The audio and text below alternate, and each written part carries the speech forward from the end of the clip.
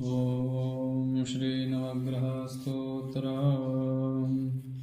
ॐ जपाकुसुमशङ्काशं काश्यपेयं महाद्युतिं तमोहिं सर्वपापघ्नं प्रणतोऽस्मि दिवाकरं दधिशङ्खतुषाराभं क्षीरोदार्णवसम्भवं नमामि शशिनं सोमं शम्भोर्मुकुटभूषणं धरणीगर्भसम्भूतं विद्युत्कान्तिसमप्रभं कुमारं शक्तिहस्तं तं मङ्गलं प्रणमाम्यहं प्रियङ्गुकलिकाश्यामं रूपेण प्रतिमं बुधं सौम्यं सौम्यगुणोपेतं तं बुधं प्रणमाम्यहं देवानां च ऋषीणां च गुरुं काञ्चनसन्निभं बुद्धिभूतं त्रिलोकेशं तं नमामि बृहस्पतिं हिमकुन्दमृणालाभं दैत्यानां परमं गुरुं सर्वशास्त्रप्रवक्तारं भार्गवं प्रणमाम्यहं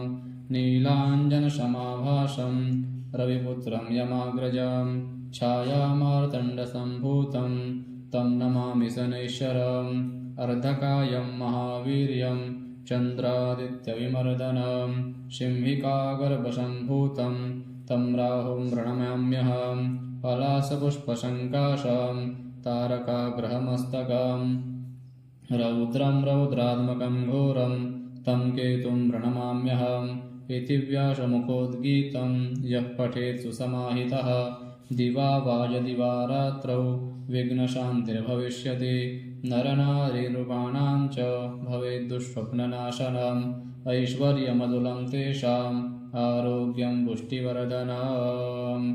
श्रीमहर्षिव्यासविरचितं नवग्रहस्तोत्रं विश्रामः।